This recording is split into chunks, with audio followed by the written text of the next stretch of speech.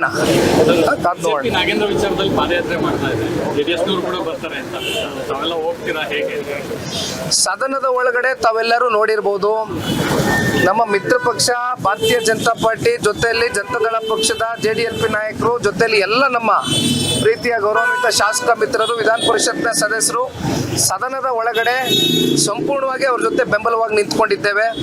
ಸದನದ ಹೊರಗಡೆಯೂ ಕೂಡ ಬಹುಶಃ ಬೆಳಗ್ಗೆ ಇವತ್ತು ಪಾದಯಾತ್ರೆಯನ್ನ ಏನು ಘೋಷಣೆ ಮಾಡಿದ್ದಾರೆ ನಮ್ಮ ಮಿತ್ರ ಪಕ್ಷ, ಅವರ ಜೊತೆಯಲ್ಲಿ ಯಾವುದೇ ವಿಚಾರ ಇರ್ಬೋದು, ನಾಡಿನ ನೆಲ ಜಲ ಭಾಷೆ ಅಥವಾ ಭ್ರಷ್ಟಾಚಾರದ ಒಂದು ವಿಚಾರಕ್ಕೆ ಸಂಬಂಧಪಟ್ಟಂತೆ ಯಾವ ಒಂದು ಪರಿಶಿಷ್ಟ ಜಾತಿ ಪರಿಶಿಷ್ಟ ಪಂಗಡದ ವಾಲ್ಮೀಕಿ ನಿಗಮದ ಒಂದು ಹಣ ಇವತ್ತು ದುರ್ಬಳಕೆ ಆಗಿದೆ, ಅದು ಬೇರೆ ಯಾವುದೋ ರಾಜ್ಯದ ಚುನಾವಣೆ ನಡೆಸಕ್ ಹೋಯ್ತು ಅಂತಾರೋ ಅಥವಾ ಯಾವುದೇ ಕೂಡ ಇವತ್ತು ಚಾರ್ಜಸ್ ಆ ಮಂತ್ರಿಗಳ ಮೇಲೆ ಏನು ಬಂದಿದೆ.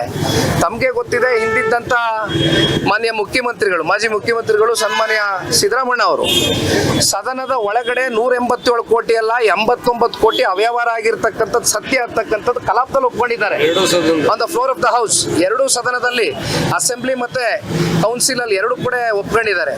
ಇಷ್ಟೆಲ್ಲ ಆಗಿಯೂ ಕೂಡ ಇಲ್ಲಿ ಪ್ರಶ್ನೆ ಎಲ್ರಿಗೂ ಮೂಡ್ತಕ್ಕಂಥದ್ದು, ಹೊಸದಾಗಿ ಸಚಿವ ಸಂಪುಟ ರಚನೆ ಆದಂತ ಸಂದರ್ಭದಲ್ಲಿ ಚಾರ್ಜಸ್ ಇರ್ತಕ್ಕಂಥದ್ದು ಅಂದ್ರೆ ಆರೋಪ ಇರ್ತಕ್ಕಂಥ ಸಚಿವನನ್ನ ಮತ್ತೊಮ್ಮೆ ಸಚಿವ ಸ್ಥಾನಕ್ಕೆ ತಗೊಳ್ತಕ್ಕಂಥ ಅಗತ್ಯತೆ ಏನಿತ್ತು?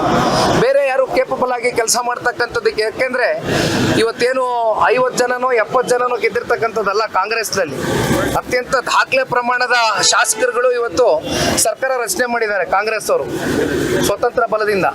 ಹಾಗಾಗಿ ಇಲ್ಲಿ ಯಾರು ಕೂಡ ಪೊಟೆನ್ಷಿಯಲ್ ವ್ಯಕ್ತಿಗಳು ಇವತ್ತು ಮಿನಿಸ್ಟರ್ ಆಗ್ತಕ್ಕಂಥದಕ್ಕೆ ಅರ್ಹರು ಇರಲಿಲ್ವಾ ಅಂತಕ್ಕಂಥ ಪ್ರಶ್ನೆ ಮೂಡುತ್ತೆ. So what is the intention behind this ಅಂತಕ್ಕಂಥದ್ದು ಇವತ್ತು ಈ ಸರ್ಕಾರ ಉತ್ತರ ಕೊಡಬೇಕಾಗ್ತದೆ. ಒಟ್ಟಾರೆಯಾಗಿ ನಮ್ಮ ಮಿತ್ರ ಪಕ್ಷ ಇವತ್ತು ಏನು ರಾಜೀನಾಮೆಯನ್ನ ಡಿಮ್ಯಾಂಡ್ ಮಾಡ್ತಾ ಇದೆ ಸಚಿವರದು, ಅದರಲ್ಲಿ ನಾವು ಕೂಡ ಗಟ್ಟಿತನದಿಂದ ಅವ್ರ ಜೊತೆ ನಿಂತ್ಕೊಳ್ತೇವೆ ಆ ವಿಚಾರದಲ್ಲಿ. ರಾಜ್ಯಪಾಲರಿಗೆ ಏನು ಮಾಡಿದ್ರು ಬಂದು, ರಾಜ್ಯಪಾಲರಿಗೆ ಯಾವ ಅಧಿಕಾರ ಇದೆ ಸರ್ಕಾರಕ್ಕೆ ಸೂಚನೆ ಕೊಡಬಹುದು ಅಥವಾ ಈ ತರದ ಮನವಿ ಬಂದಿದೆ ಅಂತ ಹೇಳ್ಬೋದು. ರಾಜ್ಯಪಾಲರು ಹೇಳಿದ ತಕ್ಷಣ ರಾಜ್ಯ ಸರ್ಕಾರ ಏನಾದರೂ ವಾಪಸ್ ಕೊಡಲ್ಲ. ಮುಂದಿನ ಹೋರಾಟ